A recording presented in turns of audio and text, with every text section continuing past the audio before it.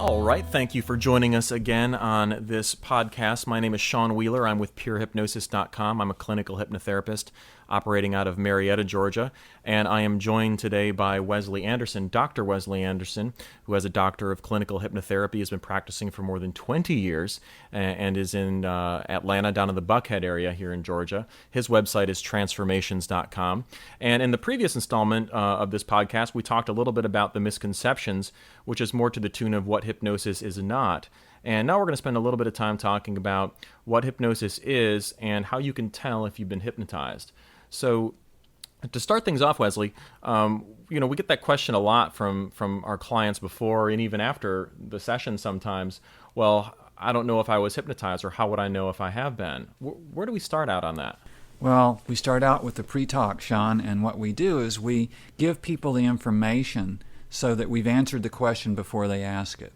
One of the first things I do in my pre-talk is I have the person close their eyes and I say, feel what this is like. This is what it feels like to be in hypnosis. There aren't any special sensations or anything. Then I'll ask them to do a few things like put their hands on their lap and put their feet together flat on the floor, and then I ask them to go stand on their head. And of course, they don't, and they might laugh. And I said, it's just like this when you're in hypnosis. If I ask you to do something that's unacceptable for any reason, you're just not going to. Right. And to get into it in any great depth, basically, sometimes people feel some really wonderful and interesting experiences in hypnosis, but that's not necessarily so for them to be hypnotized. The most commonly reported sensation is relaxation. Right.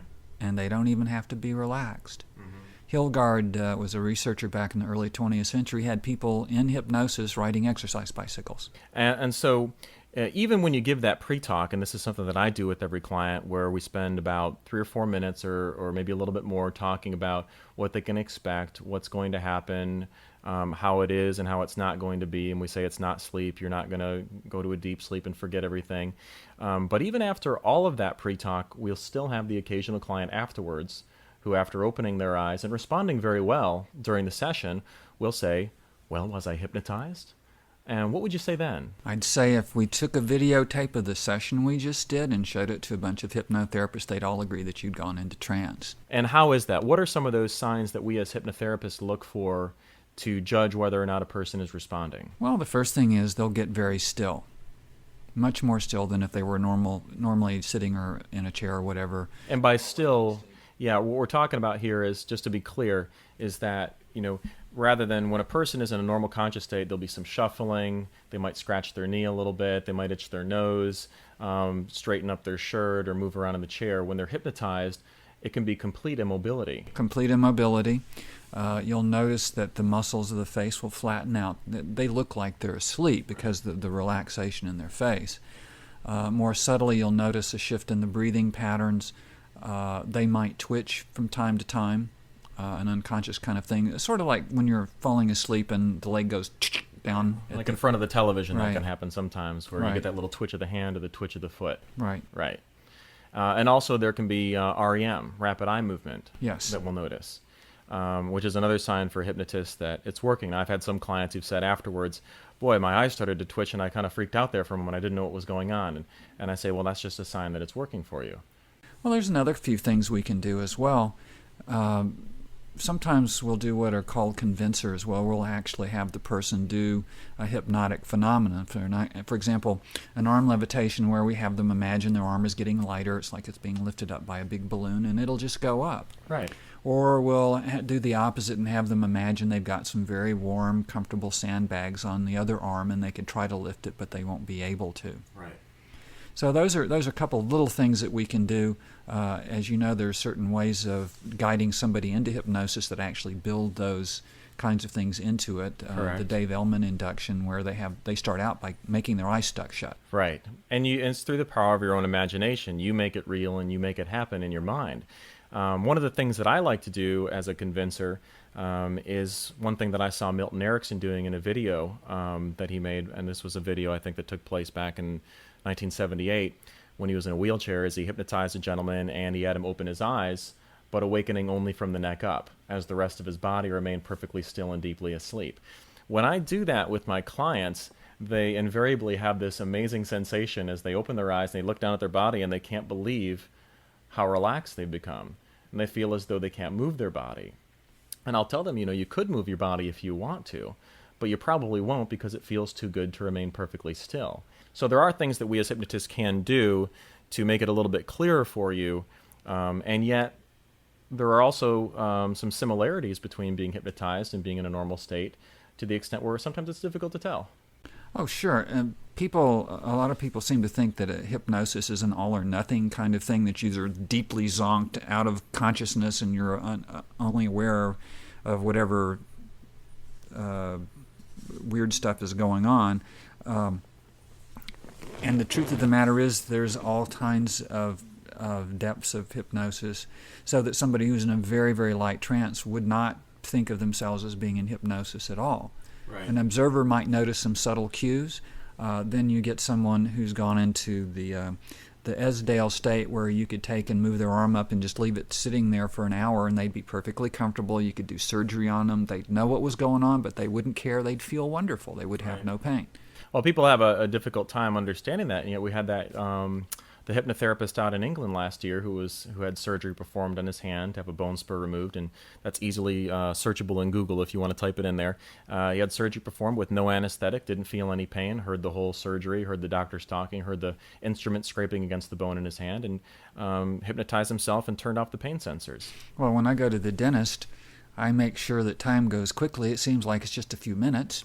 And the last time I got a filling, my dentist asked me if I had fallen asleep. Well, no, I was just relaxed. I went into a nice hypnotic state and had a good time. Right. So there are a lot of varying degrees of hypnosis that you can experience. It's not like a light switch where either you are or you aren't. It's more a question of, are you 5% hypnotized? Are you 50% hypnotized? Are you a 90 or 100% hypnotized? And everybody responds a little bit differently. And we don't really even know as hypnotists when someone walks through the door whether they're going to be a 100% right away kind of person or whether they're going to take a little bit more time. And as we talk to them, we can, we might get some signs as to that. Well, one of the things to remember is that there's some nonsense about some people being unhypnotizable, and that was based on some research. The researchers had a hypnotic induction on a one of those spinny things that makes sounds come out of the speakers. One of those old gramophones or whatever you'd call them. And it was in a monotone, you are getting sleepy, sleepy, sleepy, you're getting more and more relaxed. Well, a certain percentage of people went into a deep trance. A much larger percentage went into a medium, nice trance. Some people went into a light trance. And some people are going like, are you done yet? I'm bored. Right, because everybody doesn't respond in the exact same way to the exact same thing. So they concluded that some people were hypnotizable and others not. The truth of the matter is everybody can be hypnotized, but they may need people may need different approaches to suit their particular personalities. I mean, I've had clients where I tried 4 or 5 or 6 different approaches before I found one that worked. Right. So some people are a little bit more difficult or tricky than others to get into the state where they need to be. It's just a matter of finding what they need. Right, and we have a I guess there's a saying in NLP which is that if what you're doing isn't working, try something else. And there is no failure, only feedback. Right, exactly. And so one of our jobs as being a hypnotherapist is to have the flexibility to be able to observe the individual and to change what we're doing so that we can get that person where they need to be. Exactly. So there's one other thing that's come up, which is that does it even matter if a person knows they've been hypnotized? No. They can still respond. One of my colleagues from way back when did a session with a woman. Her husband was sitting in the room.